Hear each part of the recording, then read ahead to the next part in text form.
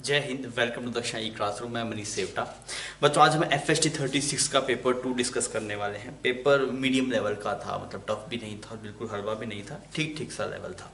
Paper 1 के comparison में थोड़ा बेटर था, पेपर 1 तो ज़्यादा ईजी था। आइए अपने 1 बाय 1 सभी सवाल को देखते हैं। सबसे पहला सवाल आपके पास में इक्विलिब्रियम का सवाल है। इसने बोला एफ कर्व बना रखा है, ऐसे कुछ एफ कर्व है, यहाँ पे x है, यहाँ पे कुछ f है, एफ कर्व ऐसे, ठीक। और ये वाली पोजीशन कुछ 1 है और ये वाली पोजीशन कुछ 3 है और इस वाली पोजीशन का नाम कुछ 2 है।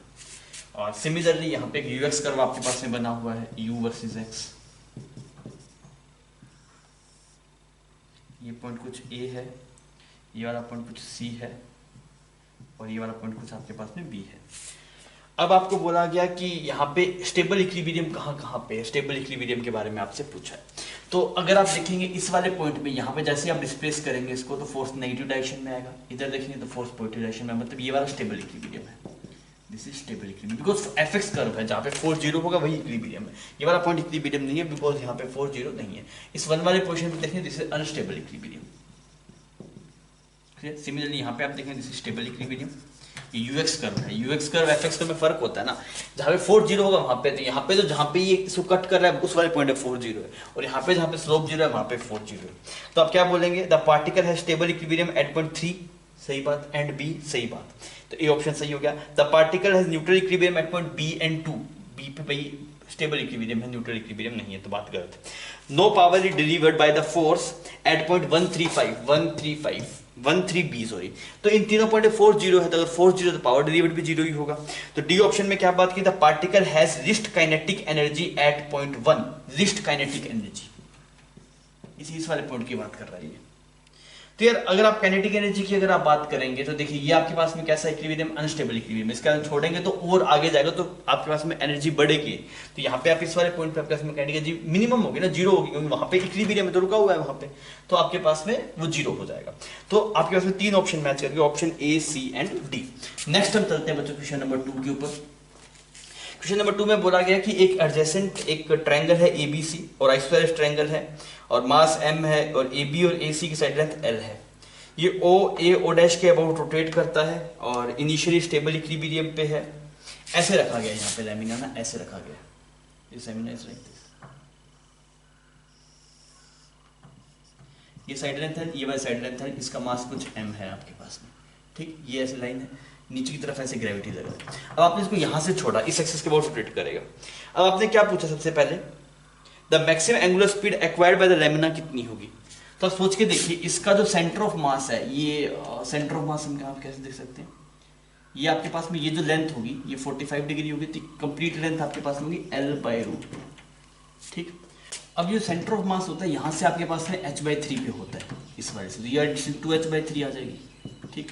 सबसे पहले क्या पूछा गया कि मैक्सिमम एंगुलर स्पीड कितनी, सेंटर ऑफ मास कितना नीचे आया, दैट इज 4h/3 नीचे आया सेंटर ऑफ मास। तो mg और 4h/3 is equal to half I omega square. अब इसके बाद आई पता होना चाहिए, इसके बाद जो आई आपके पास में आता है दैट इज ml/4। आप इसको ड्राइव करके निकाल सकते हैं, कोई दिक्कत नहीं, आप एलिमेंट लेके ड्राइव करिए, पता है तो बहुत बढ़िया।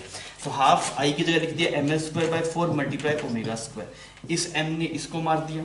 अच्छा, हमें L की वैल्यू पुट करनी पड़ेगी, तो मैंने लिखा 4g/3 what is the value of h, L/√2 is equal to L²/8 multiply omega square. इसने इसको मार दिया, तो यहाँ पे ये जो एक्सप्रेशन बना दिस इज 32g/3√2, यहाँ पे L हो गया और ये इसका ओमेगा हो गया,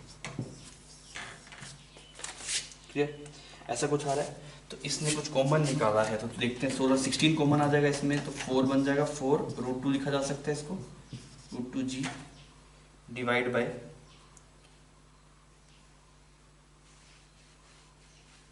ओके √3 इसको उड़ा देगा, तो यहाँ पे √3 बच जाएगा इसके अंदर और यहाँ पे √3gl बन जाएगा, ठीक है। तो पहला ऑप्शन तो मैच कर रहा है, ए मैच कर रहा है। फिर अगर आप बात करेंगे maximum vertical force on the axis of lamina will be, maximum vertical force की बात करें, अभी वर्टिकल डायरेक्शन में मैक्सिमम फोर्स कितना लग सकता है। तो इस वाले केस में अगर आप देखें, जब नीचे की तरफ आपके पास में आएगा, जब जैसे नीचे की तरफ आ रहा है तो ऐसे रोटेशन कर रहा है ना, नीचे की तरफ आया तो ऊपर की तरफ कुछ नॉर्मल लग रहा होगा, नॉर्मल, ठीक है। नीचे की तरफ mg लग रहा होगा, क्लियर। तो आप क्या बोलेंगे, इस पे जो नेट फोर्स लग रहा है that is n - mg is equal to m omega square r। तो ये मैक्सिमम आएगा एन ऊपर की तरफ आएगा, एम जी नीचे की तरफ आएगा, क्योंकि इस वाले केस में सिर्फ एम जी के बराबर है, पर यहाँ पे इसकी वैल्यू थोड़ी ज़्यादा हो जाएगी। तो इसको अगर हम देखेंगे तो एन की वैल्यू कितनी आ जाएगी, M G plus M R, और बड़ी सा वैल्यू ओमेगा स्क्वायर वो पुट करते हैं, ओमेगा स्क्वायर की वैल्यू आ गई 32 जी डिवाइड बाई 3√2 एल। इस आर की वैल्यू कितनी है, यहाँ से कितनी रेडियस में है, 2h/3 पे है, और तो हम इसको लिख देते हैं आर की जगह 2h/3, 2h/3। What is the value of h here, h is l/√2, तो h की जगह पुट कर दीजिए l/√2। अब तो देखते हैं मार्क काटे क्या बचता है, ये यहाँ पे उड़ा दिया। अच्छा, तो ये बन गया mg प्लस mg, और यहाँ पे नंबर अगर आपने देखें तो ये यहाँ पे 2 से साफ हो गया, ये 32/9 जी, तो 32/9 जी तो उधर रहेगी हम। तो इसकी वैल्यू अगर हम देखें जैसे 41 ना, 3209 41 mg/9, ये आ गया नॉर्मल आपके पास। तो बी ऑप्शन आपके पास मैच कर जा रहा है। The angular speed of lamina about O dash is conserved नहीं, ओमेगा चेंज होता जा रहा है ना, ओमेगा तो बदलता जाएगा, जैसे नीचे आएगा वैसे ओमेगा बदलेगा। द मैक्सिमम वर्टिकल फोर्स 41 नहीं, तो बी ऑप्शन सही है, तो डी ऑप्शन सही नहीं हो सकता। तो ये थोड़ा ठीक था, पर इसमें ये चीज़ ट्रिकी थी, अगर आपको आई पता है तो फिर आपको दिक्कत नहीं होती आगे इसमें। एक आई और एक centre of mass, centre of mass base से h/3, कोई भी ट्रायंगल हो, कैसी भी शेप का हो, ऐसा भी करे कुछ ना हो, तो ये जो अगर हाइट h है, सेंटर ऑफ मास यहाँ से h/3 हाइट पे आएगा, हाइट फिक्स है, वाई पोजिशन मतलब एक्स कोऑर्डिनेट डिफरेंस हो सकता है उधर, पर हाइट फिक्स रहती है। उनकी बात करते हैं। आपको बोला गया दो पार्टिकल हैं ए एंड बी, एक का मास m है, दूसरे का 2m है, और स्प्रिंग से कनेक्ट किया गया, स्मूथ सरफेस पे रखा गया। Particles are pulled along the line of spring up to the elongation of x0 and then released. तो आपके पास में ऐसे दो ब्लॉक बना दीजिए, आप यहाँ पे दो ब्लॉक बना दीजिए, इसका मास कुछ m है, यहाँ पे स्प्रिंग लगा हुआ है, इसका मास कुछ 2m है, और ये वाला कुछ a है और ये वाला कुछ b है, स्प्रिंग को कुछ k है। अब आपसे बोला गया कि ये SHM करेगा तो क्या टाइम पीरियड क्या आएगा, तो आपको पता है इस सब में जो time period 2 pi under root m reduced by k होता है, इसमें m रिड्यूस्ड बाई के, जब दो स्प्रिंग ब्लॉक हो सिलेक्ट बस डबल ब्लॉक होता है स्प्रिंग के साथ में, तो ये एक्सप्रेशन आता है। तो m रिड्यूस्ड कितना बन जाएगा, m1 m2 divide by m1 plus m2 2m/3, और यहाँ पे ये टाइम पीरियड आ गया, t is equal 2 pi under 2m/3। तो पहला ऑप्शन तो मैच कर गया। फिर बोला गया दो सेकंड ऑप्शन में बोल रहा है कि both particle will execute SHM, A will be having time period, इसमें दोनों टाइम पीरियड सेम होगा, अलग अलग नहीं होगा, दोनों का सेम टाइम पीरियड होगा। एम्पलीट्यूड की अगर आप बात करें, देखिए तो ये सेंटर ऑफ मास है, सेंटर ऑफ मास से इसकी जो दूरी है वो कुछ l/3 है, मान लीजिए, तो ये कितना है 2l/3। तो अगर आप इसको x-net टोटल एक्सपेंड x0 करेंगे तो ये जो एक्सपेंशन आएगा ये x0/3 आएगा, और ये वाला एक्सप्रेशन 2x0/3 आएगा, ऐसा कुछ एक्सप्रेशन आपको दिखाई देगा। एक x0/3 एक्सपेंड होगा, दूसरा 2x0/3 एक्सपेंड होगा, ठीक है। तो ऐसा कोई ऑप्शन आपके पास में, इसने बोला कि a जो है वो x0/3 एक्सपेंड होगा, गलत बात है। a का जो एम्पलीट्यूड होगा वो 2x0/3 होगा, b का x0/3 होगा, c ऑप्शन मैच नहीं कर रहा, तो डी भी फिर गलत है आपके पास में, तो एक ऑप्शन सही होगा, दैट इज ऑप्शन ए। फिर अब बात करते हैं क्वेश्चन नंबर 4 की। क्वेश्चन नंबर 4 में बोल रहा है कि एक पॉइंट सोर्स है, उसमें बल्क मॉडुलस गिवन है, आपको वैल्यू पुट कर लीजिए बीटा की, beta is equal to 1.6 10⁵ newton per metre square, ये बीटा है। एक ऑब्जर्वर है, वो सोर्स से 10 मीटर की दूरी पे खड़ा है, और उसको जो वेव की इक्वेशन दिखाई देती है, यहाँ पे सोर्स है, इस सोर्स से 10 मीटर की दूरी पे खड़ा है वो, ठीक है, ये सोर्स है, और जिसको y की इक्वेशन दिखाई देती है that is a sin 15πx - 6000πt, ऐसी वैल्यू देखता है ये। तो मैक्सिमम प्रेशर एम्पलीट्यूड जिसको सुनाई देता है डेल्टा पी मैक्सिमम जो आपके पास में है, वो उसने बोला 24 पाई पास्कल। क्या पूछा है, सबसे ज्यादा डेंसिटी पूछ रहा है, डेंसिटी कितना होगा, तो ये थोड़ा देखते हैं। ये तो हो गया ओमेगा और ये हो गया के, क्लियर। तो आपने लिखा k is equal to omega by v, ऐसे लिख दिया आपने। 400, तो वी की वैल्यू आ गई 400 मीटर पर सेकेंड, मतलब ये साउंड की स्पीड आती है यहाँ से, कितना सही। तो वेलोसिटी का जो फॉर्मूला आता है that is under root beta by rho होता है, बीटा बाई रो। तो वेलोसिटी है 400 और स्क्वायर कर देते हैं, तो ये 400 हो गया।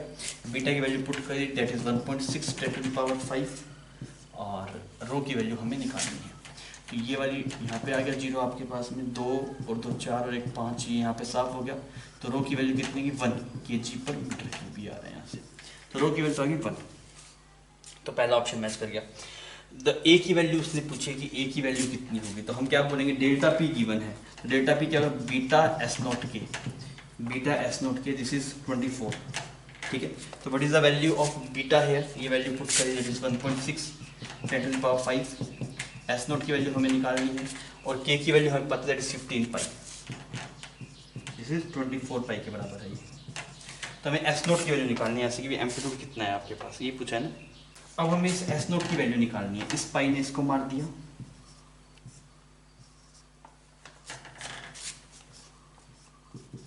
तो ये वैल्यू कुछ ऐसी आ गई, तो यहाँ पे बन गया 2 और यहाँ पे बन गया कुछ 8, तो ये एस नोट यहाँ पे चला गया। तो एस नोट की वैल्यू है 10 to the power 5 मीटर, और हमें मीटर में नहीं गिवन, माइक्रोमीटर में गिवन, 10 to the power 6 में गिवन है, तो आप इसको 10 माइक्रोमीटर बोलते हैं। तो एस नोट की वैल्यू 10 माइक्रोमीटर है, बी ऑप्शन सही हो गया। पावर ऑफ सोर्स पूछा है कितना होगा, तो अब पावर ऑफ सोर्स हम कैसे निकालें, देखना हम पावर ऑफ सोर्स के लिए सबसे पहले यहाँ पे इंटेंसिटी देखते हैं, इंटेंसिटी कितना ऑब्जर्व हो रहा है। तो इंटेंसिटी का एक्सप्रेशन कितना आता है, इंटेंसिटी आता है half rho V S note square omega square. ये देखेंगे तो यहाँ पे इस वाले पॉइंट पर जो इंटेंसिटी है वो मिल जाएगी जो हमें रिसीव हो रही है।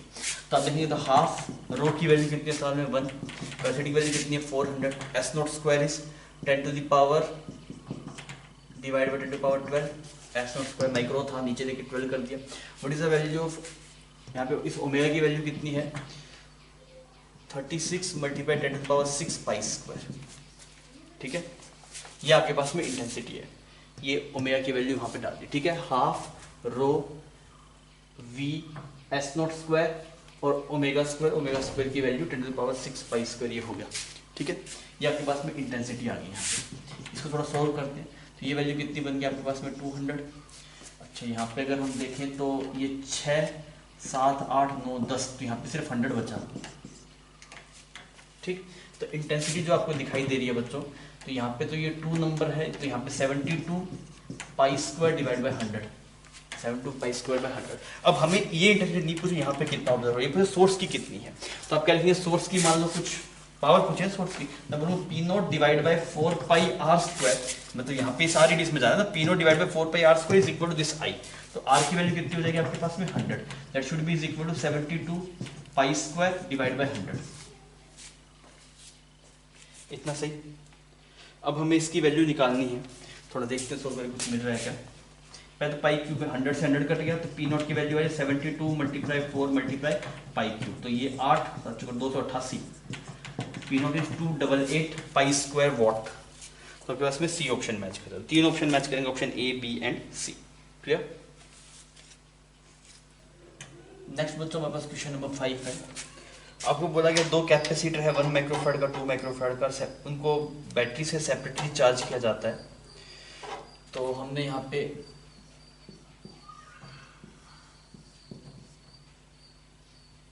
C1 की वैल्यू होगी 1 माइक्रोफैराड, और यहाँ पे जो C2 होगा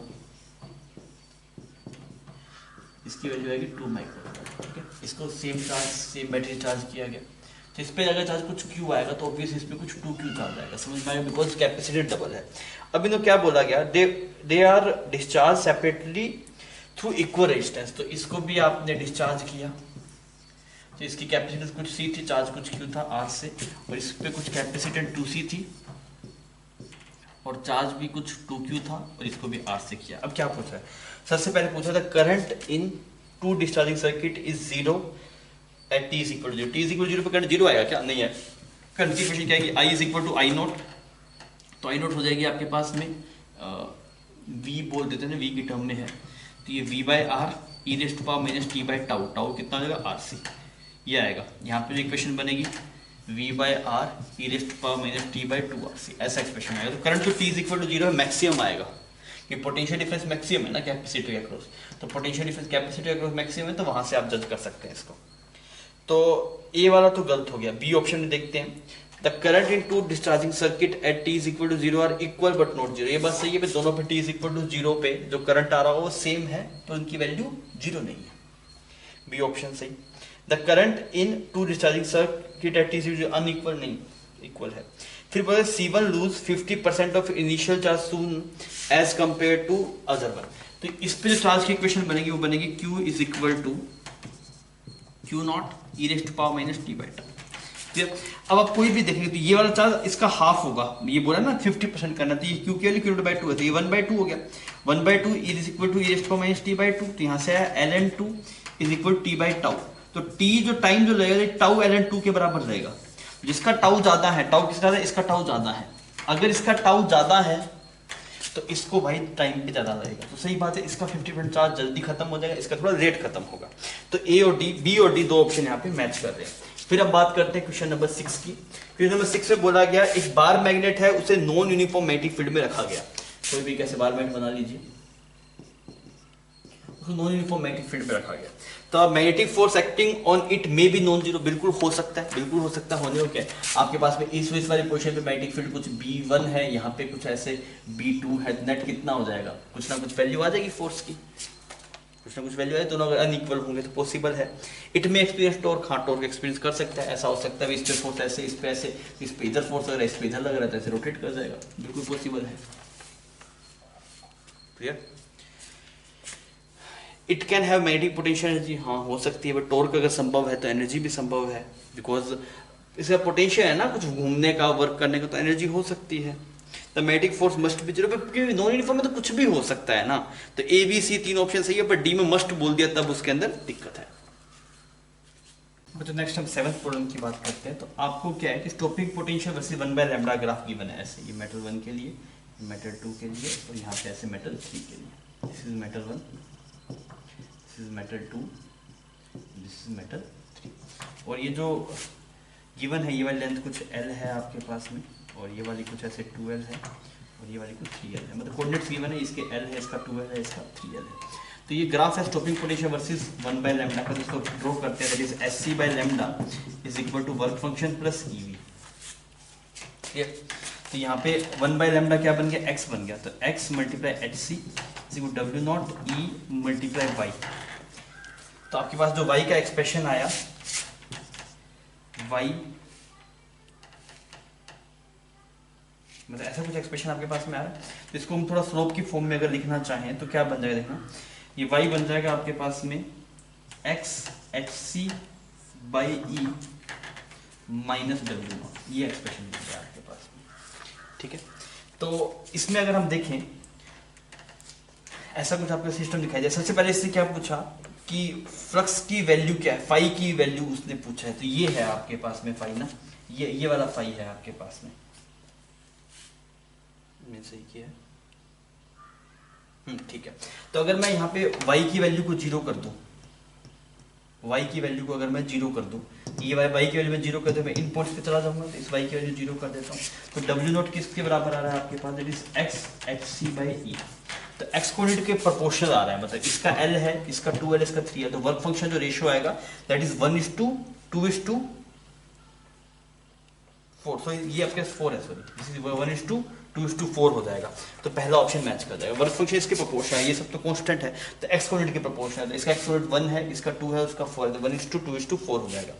फिर अगर आप देखेंगे तो tan थीटा की वैल्यू कितनी है, tan theta y is equal to mx plus c होता है, तो वेयर इज y, ये रहा, तो ये वाला आपके पास में स्लोप आ गया SC बाई E, तो SC बाई E आपके पास में वर्क फंक्शन tan थीटा हो गया, सॉरी।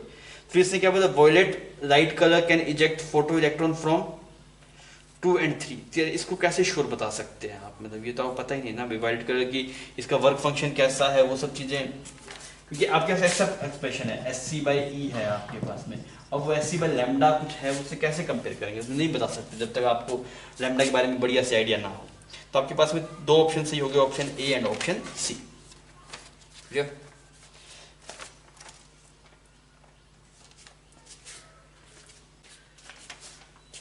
नेक्स्ट हमारे पास क्वेश्चन नंबर 8 है। क्वेश्चन नंबर 8 थोड़ा ठीक है, इससे बोला गया कि रिफ्लेक्टिंग सरफेस है और उसका जो इक्वेशन गिवन है रिफ्लेक्टिंग सरफेस की, y is equal to 2l by pi sine pi x by L, ये एक्सप्रेशन आपको गिवन है, और x के लिए 0 से लेके l के बीच में, एक रे है वो ट्रेवल कर रही है हॉरिजॉन्टली और वर्टिकल बन जाती है रिफ्लेक्शन के बाद में। तो सोच के देखिए अगर कुछ ऐसा मिरर है,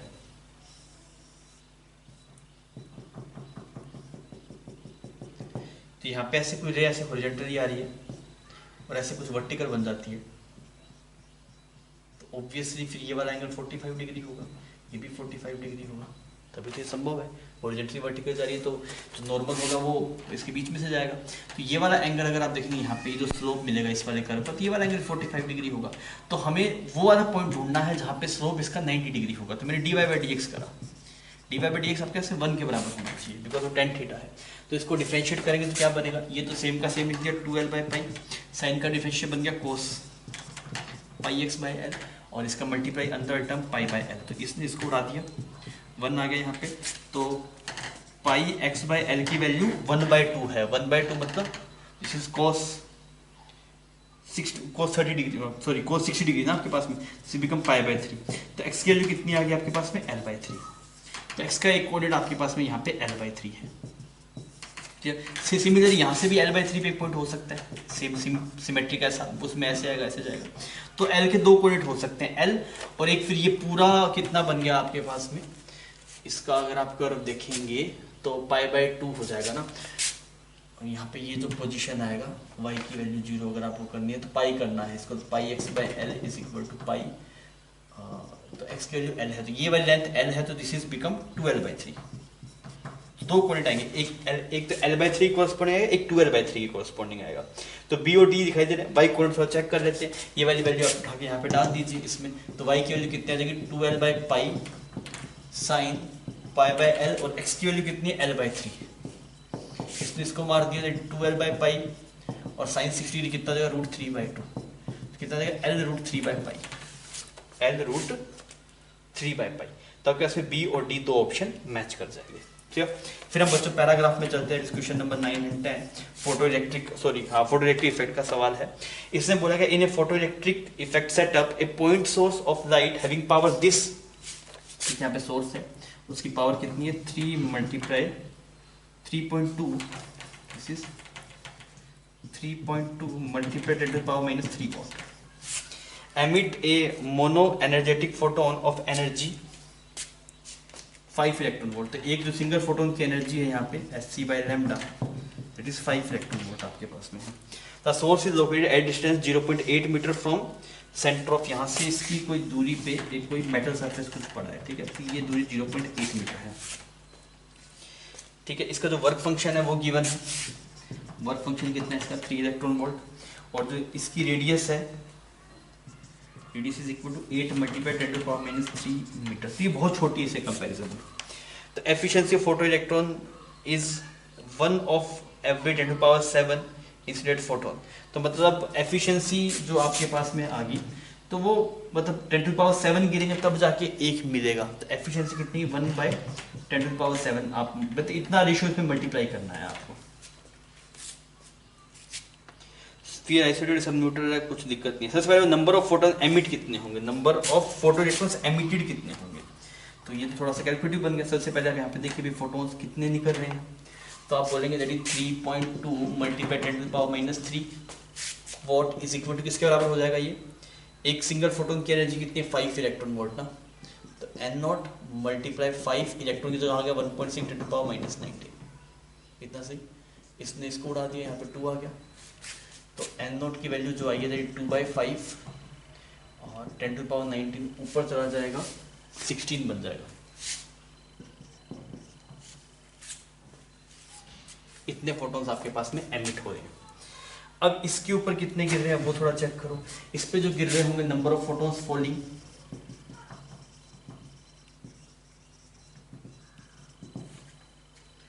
उसके लिए हम क्या करें, तो this is become n0 multiply 4πr², r के लिए 0.8, 0.8 का स्क्वायर मल्टीप्लाई इसका प्रोजेक्शन एरिया लेना पड़ेगा, इसका projection area it is πr², this is 8 multiply 10 to the power -3 का स्क्वायर। देखिए मैंने इसका प्रोजेक्शन एरिया लिया है, सरफेस एरिया नहीं लिया, प्रोजेक्शन एरिया लिया है।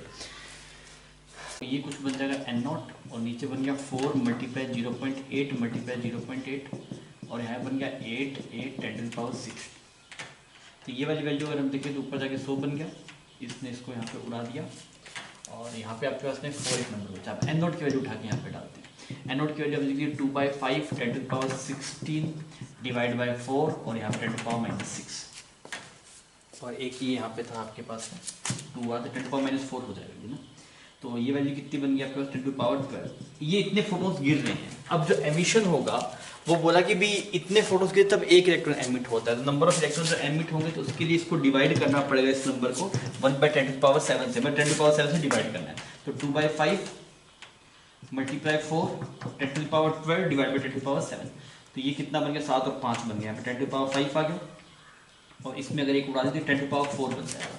मतलब इतने इलेक्ट्रॉन्स आपके पास थे, तो बी ऑप्शन मैच कर जाएगा। मतलब नेक्स्ट फिर 10th में अगर आप देखें तो आपको क्या बोला गया, the ratio of wavelength of the incident light, तो वो कितना होगा hc/λ इज इक्वल टू है 3 कितनी एनर्जी 5 इलेक्ट्रॉन वोल्ट ना, ये है आपके पास में ये लैम्डा। और सेकंड इससे पूछा and de Broglie wavelength of most energetic photon, तो वो लैम्डा डी ब्रोगली कितना का h डिवाइड बाय √2mk, और काइनेटिक एनर्जी आपके पास है वर्क फंक्शन अगर 2 है 5 का फोटोन तो 2 इलेक्ट्रॉन वोल्ट यहाँ पे आएगा। अब इन दोनों को रेशियो निकालते हैं, तो इसको इससे मल्टीप्लाई कर लेते हैं, तो यहाँ पे बन जाएगा lambda D divide by lambda, और यहाँ पे कुछ ऐसे एच सी आ गया आपके पास में, इन दोनों को मल्टीप्लाई किया तो यहाँ बन गया 5 electron volt √2m 2 electron volt, और यहाँ पे ऐसे h आ गया, इस h ने इसको उड़ा दिया, तो लैम्डा डी हमें चाहिए लैम्डा बाय लैम्डा डी, तो लैम्डा बाय लैम्डा डी आपके पास में कितना आ गया √4m इलेक्ट्रॉन वोल्ट और divide by 5 electron volt multiply C. अब आप इसको सोल्व करिए, सोल्व करते हैं रिजल्ट आपके पास में 286 आ जाता है। क्लियर, यहाँ पे m की वैल्यू आपको डालनी पड़ेगी, मास ऑफ इलेक्ट्रॉन, वो आप डालिए, सोल्व करिए तो 286 आ जाएगा।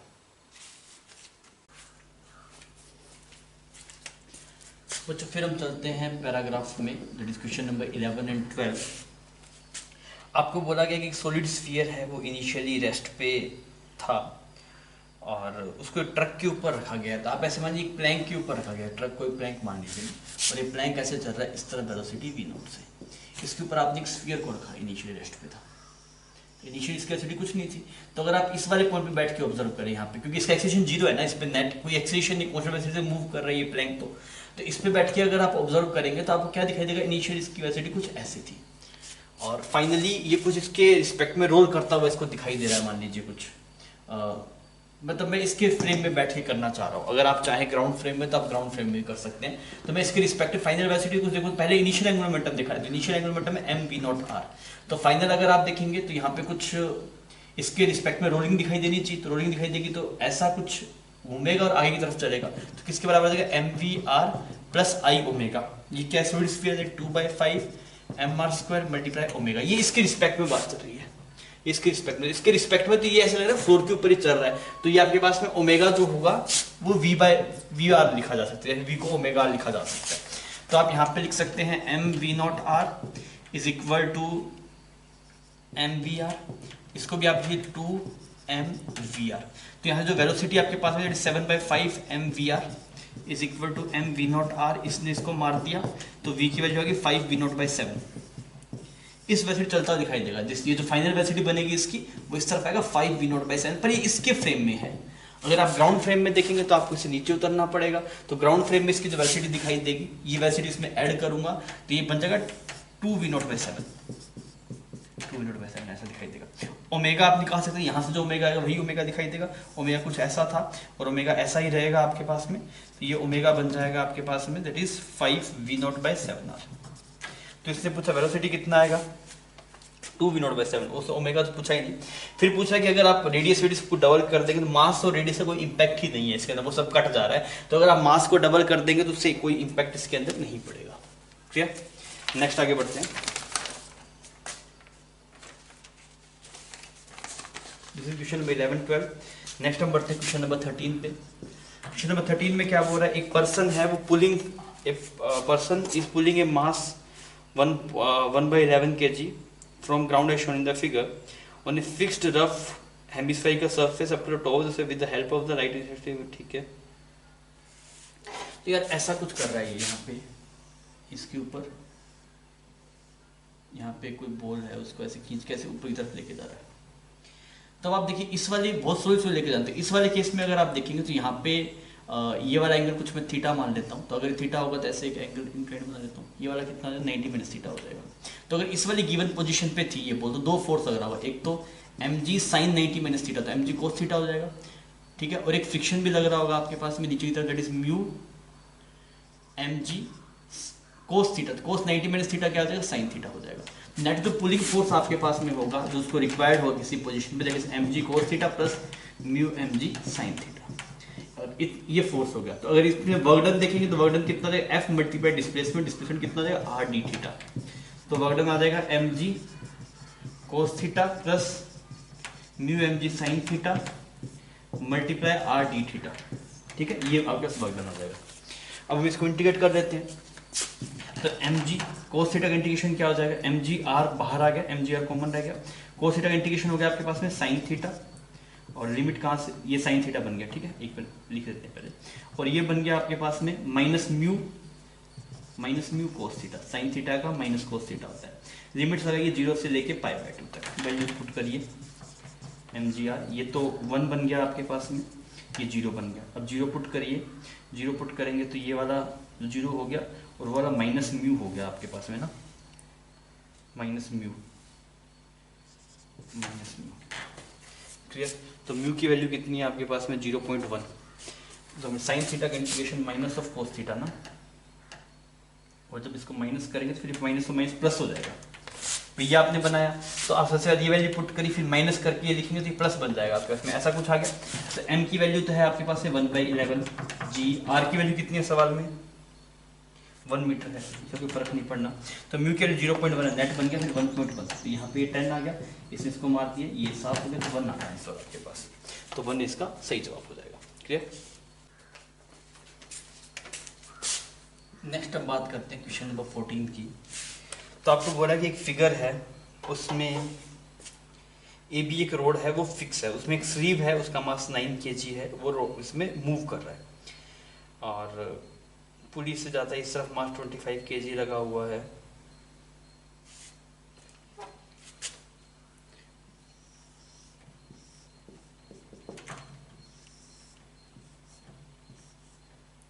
ये 25 kg है,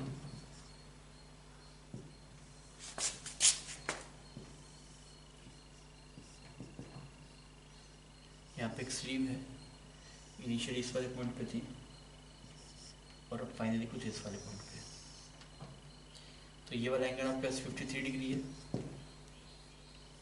और ये कुछ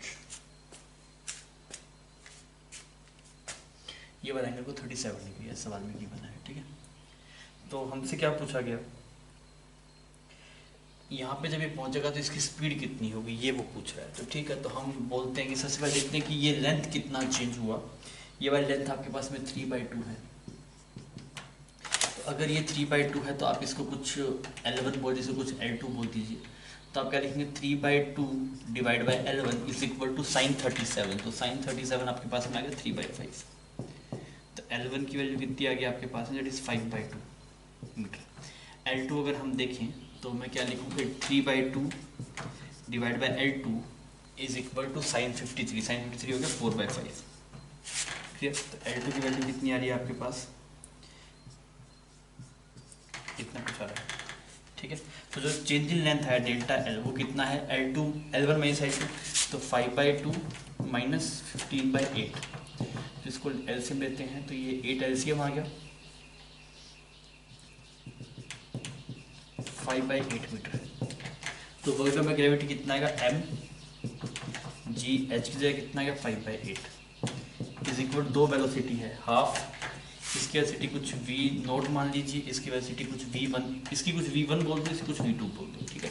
तो करेंगे half m v1² plus half m v2², ठीक है। हमें वेलोसिटी किसकी निकालनी है, स्लीव की निकालनी है, ठीक है। तो आप क्या बोलेंगे, दैट इज v2 cos 53, मतलब इस रस्सी की वेलोसिटी v1 है, तो v2 cos 53 कितना होगा भाई 3/5 इज इक्वल टू v1, तो v1 की वैल्यू यहाँ पे उठा के पुट कर, बिकॉज हमें v2 की वैल्यू निकालनी है, तो ये 2 तो उड़ा दीजिए, यहाँ पे 4 बन गया आपके पास में, तो यहाँ पे बन रहा है,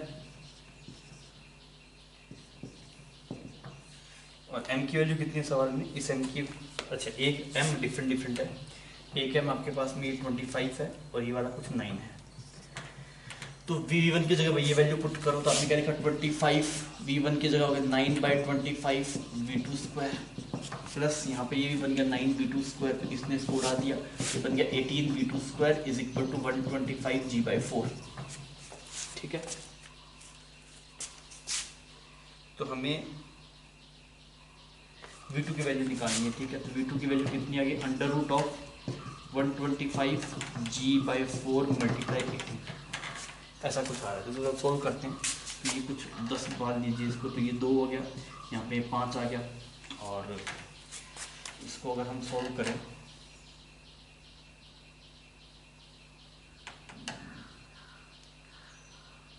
ये तो कुछ 2.5 बन जाएगा। तो इसका आप सॉल्व करके देखिए, तो इसको सॉल्व करके देखिए, इसकी नियरेस्ट वैल्यू मिलती है, थोड़ा कैलकुलेटिव जरूर है, जो नियरेस्ट वैल्यू मिलती है 4 के आसपास मिलती है आपको। ठीक है, हो जाएगा। नेक्स्ट हम बात करते हैं क्वेश्चन नंबर 15 की। तो आपको बोला गया कि 50 डिग्री से 40 डिग्री सेल्सियस बनने में 5 मिनट का टाइम लगता है।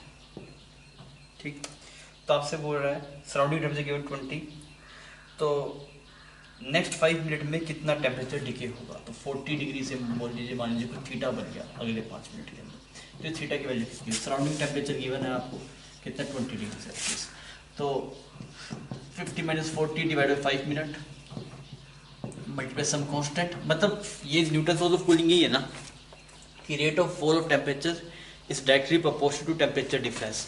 तो यहाँ पर टेम्परेचर डिफरेंस कितना आएगा, इन दोनों का एवरेज उठाइए आप 45 - 20। ठीक है, इस वाले केस में देखिए that is 40 - theta divide by 5, वो हमें नहीं पता के, और ये वैल्यू कितनी बन जाएगी 40 plus theta, 40 plus theta divide by 2 - 20, दोनों को डिवाइड मार दीजिए, तो ये कितना बन गया 10 डिवाइड बाई 40 - थीटा, 10 डिवाइड बाई 40 - थीटा इज इक्वल टू, ऊपर बन गया 25 और नीचे बन गया आपके पास में 40 प्लस थीटा डिवाइड बाई 2 - 20, तो ये ऐसा कुछ बन रहा है। तो यहाँ पे बन गया 40 plus theta - 40 is equal to 5 theta. ठीक है, ये बन गया 6 थीटा, और ये वैल्यू साफ ही होगी आपके 200 आ गया। थीटा की वैल्यू कुछ ऐसी आ रही है, theta is equal to 100/3 that is 33.33, ऐसा कुछ आ रहा है। कुछ गिवन है क्या इसमें, नियरेस्ट इंटीजर 33.33 है, तो 33 नियरेस्ट इंटीजर हो जाएगा। ठीक है, फिर हम 16th प्रॉब्लम में चलते हैं। आपको बोला गया कि एक लॉन्ग हॉरिजॉन्टल वायर है और वो इक्विलिब्रियम में है, ऐसा कुछ हो रहा है आपके पास, ये नीचे वाली वायर फिक्स है, इसमें 30 एम्पियर करंट जा रहा है, और ये वाला पॉइंट कुछ सी है और ये वाला पॉइंट कुछ डी है, और ऊपर एक और वायर है, इस वाले का पॉइंट का नाम बी है, इसका नाम ए है, ऊपर यहाँ पे कुछ ऐसा है, और ये 20 एम्पियर करंट इसमें फ्लो कर रहा है, ये वाली फिक्स है। ये जो हाइट है आपके पास में, ये जो हाइट है, ये हाइट है 0.25 मीटर। अभी थोड़ा डिस्प्लेस करते हैं तो वो SHM एग्जीक्यूट करता है, तो उसकी वैल्यू उसने पूछी है। तो हम क्या बोलते हैं कि जो मैग्नेटिक फील्ड आ रहा होगा, इस पे जो फोर्स लग रहा होगा दैट इज आई एल, कुछ एल मान लीजिए इसकी लेंथ,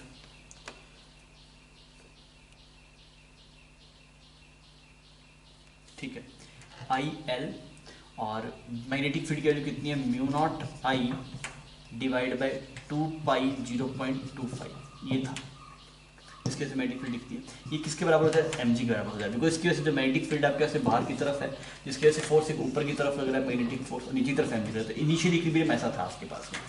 अब जैसे ही आप इसको थोड़ा सा नीचे लेके आए तो ये क्या बन जाएगा, आई एल म्यू0 आई डिवाइड बाई 2 पाई, ठीक है, ये आ गया, और ये ऊपर की तरफ है -mg is equal to M I के बराबर हो जाएगा। इतना सही। अब इसमें थोड़ा सा अप्रोक्सीमेशन लगा कुछ देखते हैं, तो यहाँ पे क्या बनेगा, ये तो म्यू0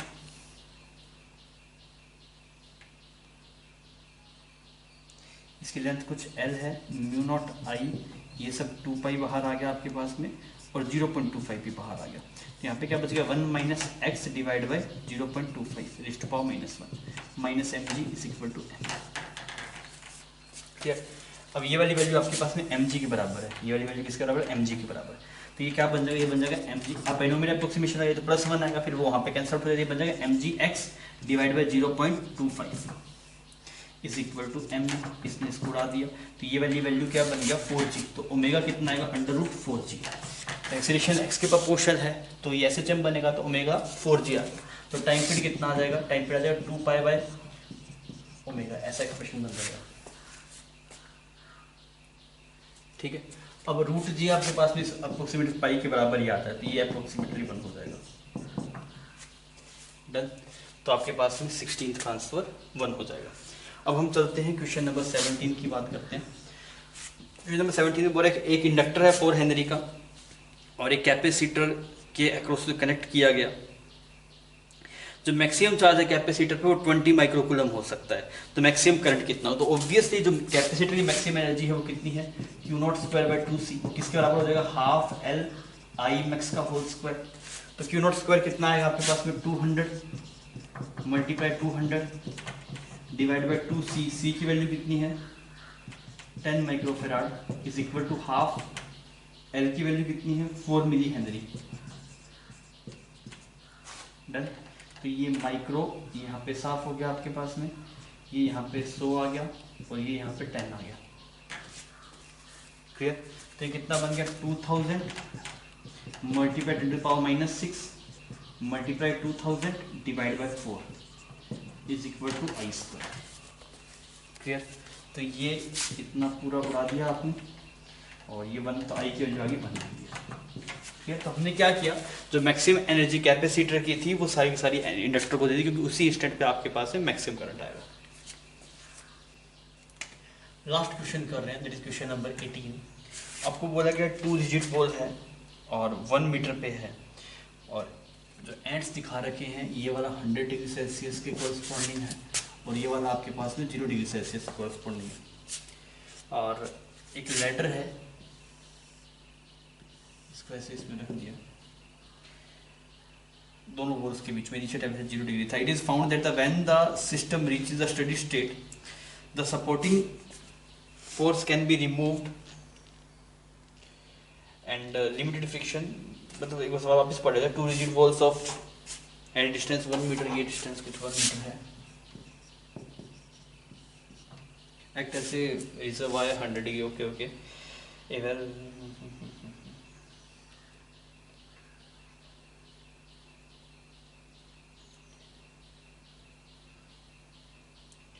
तो कुल मिला के ये है कि जब आप इसको यहाँ पे शेड अचीव कर लेता है तब आप सपोर्टिंग फोर्स हटा सकते हैं और लिमिटिंग फ्रिक्शन इस पे लग जाता है। इसका मतलब क्या है, यहाँ पे भी कुछ नॉर्मल फोर्स लगा रही होगी ये वॉल्स इस पे, यहाँ पे भी कुछ नॉर्मल फोर्स लगा रही होगी, तो आप बोलेंगे म्यू मल्टीप्लाई एन, ये जो आपके पास में फ्रिक्शन फोर्स लग रहा हो इस डायरेक्शन में वो आपके पास में mg से बैलेंस आउट हो जाना चाहिए। अब म्यू की वैल्यू सवाल में आपको गिवन आई थिंक 0.1 है, तो n की वैल्यू कितनी आ जाएगी mg मल्टीप्लाई 10, इतना नॉर्मल लगना चाहिए, पर ट्वाइस हो जाएगा ना, सॉरी यहाँ इस वाले एंड पे भी उस वाले एंड पे भी है, तो कुछ ऐसा आ जाएगा। ठीक है, तो ये वैल्यू बन गई 5 mg। What is the value of m, वो हमें निकालना है, तो हम इसको 5 mg बोल देते हैं। सबसे पहले देखते हैं इस रोड में टोटल एक्सटेंशन कितना हुआ होगा टेम्परेचर के चेंज होने की वजह से, तो हम बोलते हैं डेल्टा एल आपके पास में होता है L0 अल्फा डेल्टा थीटा। अब क्या हर एक पॉइंट टेम्परेचर डिफरेंट होगा, तो यहाँ से किसी x दूरी पर अगर आप टेम्परेचर देखेंगे तो आप क्या बोलेंगे कि 1 मीटर में जो टेम्परेचर में चेंज आया है आपके पास में वो 100 डिग्री है, तो x दूरी में कितना आएगा आपके पास में 100x आ जाएगा। क्लियर, 100x, तो यहाँ पे जो टेम्परेचर है आपके पास में 100x होगा। तो हम इस छोटे से पार्ट को ले लेते हैं, छोटे से पार्ट को, इसमें देखते हैं इसके लेंथ में कितना वेरिएशन, dx विड्थ का पकड़ लिया हमने पार्ट, तो इसमें चेंज इन डेल्टा एल बोल दिया, L0 इसका इनिशियल था dx, ये अल्फा है, और चेंज इन टेम्परेचर कितना है इसका 100x है, बिकॉज पहले आपके पास में 0 था, तो ये बन जाएगा अल्फा 100 और ये बन जाएगा x²/2। लिमिट्स कहाँ से कहाँ तक चलेगी, 0 से लेके l तक। तो what is the value of alpha here 10⁻⁻5, तो अल्फा इधर लिखिए 10⁻⁻5, यहाँ पे 100 आ गया और ये बन गया l²/2। What is the value of l, sir मैं की वैल्यू 1 मीटर गिवन था, तो ये कुछ ऐसा बन गया आपके पास में, तो ये 50 बन गया, तो कुछ बन रहा है 5 मल्टीप्लाई 10⁴ इतना चेंज इन लेंथ आया। अब देखिए फोर्स कितना लगाना पड़ेगा हमें, यहाँ पे कुछ ये फोर्स लगा रहा होगा नॉर्मल की वैल्यू कितनी है आप कैसे देखेंगे, that is Young's modulus stress divide by strain, तो स्ट्रेस हो गई ये, और स्ट्रेन कितना है change in length divide by initial length. Clear? तो y की वैल्यू कितनी है सवाल में, y की वैल्यू 2 मल्टीप्लाई 10⁻11। फोर्स की वैल्यू हमें निकालना है, वो वहीं से नॉर्मल मिलेगा हमें, तो हमें इसको फोर्स बोल दिया, ये नॉर्मल है, डिवाइड बाय इसका एरिया गिवन है सवाल में क्या 4 mm², तो 4 मल्टीप्लाई 10⁻⁻6। ठीक है, इनिशियल लेंथ कितना था 1 और चेंज इन लेंथ कितना है 5 मल्टीप्लाई 10⁻⁻4। तो इसको थोड़ा देखते हैं, तो 6 और 4 10, तो यहाँ पे ये सिर्फ एक 10 बचा खाली। एफ की वैल्यू कितनी आ गई,